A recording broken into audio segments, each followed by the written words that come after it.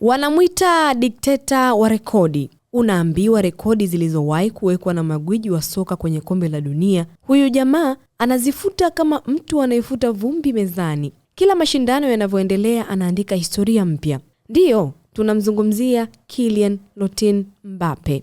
Baada ya kuwasha moto wa kufunga mabao mawili dhidi ya Sweden, Mbappe sasa amefikisha jumla mabao 18 kwenye historia ya kombe la dunia. Lakini kinachoshangaza zaidi si idadi ya mabao, ni namna alivyoyafikisha. Amehitaji mechi 18 tu, maana yake ni wastani wa bao moja kila mechi. Huu si ubinadamu wa kawaida, hii ni mashine ya kufunga mabao.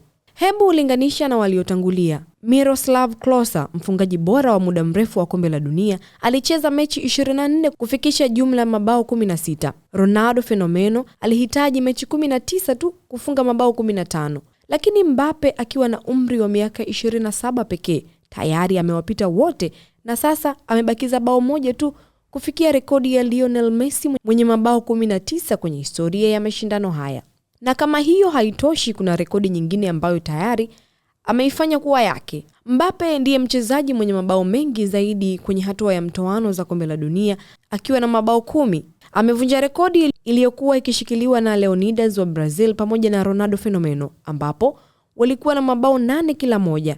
Hii ndiyo tafsiri halisi ya mchezaji wa mechi kubwa. Kadri pressure inavyoongezeka, ndivyo Mbappe anavyozidi kuwa hatari zaidi. Sasa Ufaransa tayari imekata tiketi ya hatua ya 16 bora na kinachofuata ni mapambano dhidi ya Paraguay. Swali ni moja tu, je, Mbappe ataendelea na kasi hii na kumaliza kombe la dunia la mwaka 2026 akiwa mfungaji bora wa muda wote katika historia ya mashindano haya? Au bado kuna sura nyingine kubwa ya historia inayosubiri kuandikwa? Hii ni AyoTV Sports, mimi ni Gladness Joseph.